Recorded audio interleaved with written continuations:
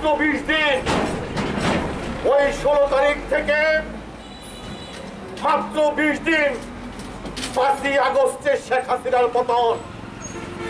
এই 20 দিনে এই শেখ হাসিনা বাংলাদেশের প্রায় 2 সহস্রাধিক তাজা তরুণ প্রাণকে হত্যা করেছে। হাজার হাজার নয়, লক্ষ লক্ষ মানুষের বুকে গুলি চালিয়েছে। বিচারের মধ্যে খেলাকালীন সময়ে গুলি করে হত্যা করে। আপনারা দেখেছেন সেই বিভৎসতা। ঢাকাতে, গাজীপুরে আমার আহত ভাইগুলোকে ধরে ব্যান গাড়িতে তুলে সেখানে প্রকাশ্য দিবালোকে কেরোসিন তেল ঢেলে, পেট্রোল ঢেলে আগুন লাগিয়ে দিল। কত বিভৎসতা! একটা শাসক কত বিভৎস হতে পারে, কত বড় ঘাতক হতে পারে। এই খুনির হৃদয় কত পাষাণ হতে পারে। বাংলার হাজার হাজার লক্ষ লক্ষ মায়ের কান্না ওর চোখের জল গলাতে পারে নাই।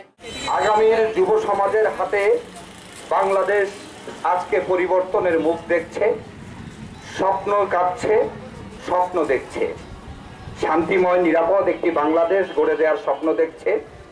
এই শহীদ দিবসকে সামনে রেখে আমরা এখানে উপস্থিত হয়েছি। জুলাই যোদ্ধাদের পাশে আমি দাঁড়িয়েছি। এই যুদ্ধের প্রতি আমার সমর্থন ছিল এবং প্রত্যক্ষভাবে তাদের পাশে ছিলাম। ইনশাল্লাহ আগামীর বাংলাদেশ হবে নিরাপদ। অবশ্যই আমি আজকের দিনে প্রত্যাশা করব এই লড়াইয়ে যারা প্রত্যক্ষভাবে আহত হয়েছে, যারা বুকের তাজা রক্তে রাজপথকে রঞ্জিত করেছে, তাদের যথার্থ মূল্যায়ন করা হোক। জুলাই সনদের মাধ্যমে তাদেরকে চূড়ান্ত স্বীকৃতি দান করা হোক এবং আগামীর বাংলাদেশে যারা এই যুদ্ধ যেই অর্জনের জন্য যারা আহত হয়ে বিভিন্ন হাসপাতালে চিকিৎসাধীন আছে, তাদেরকে সুচিকিৎসা নিশ্চিত করা হোক।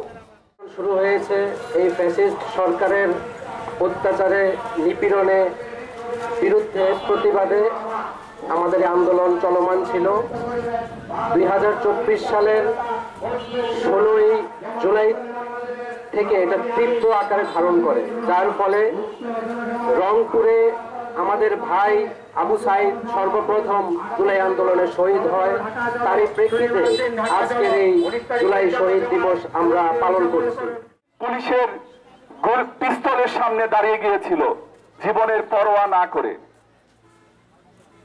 এই ধরনের বীর আমাদের জন্য অবশ্যই অনেক গর্বের, তাকে আমরা সারা জীবন মনে রাখবো।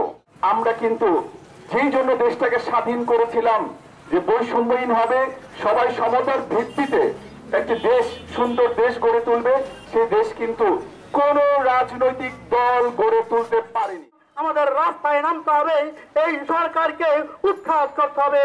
ভাই, পৃথিবীর ইতিহাসে ভাই যে 300 সংসদ সদস্য পালিয়ে যাবে এবং মসজিদের ইমাম সহ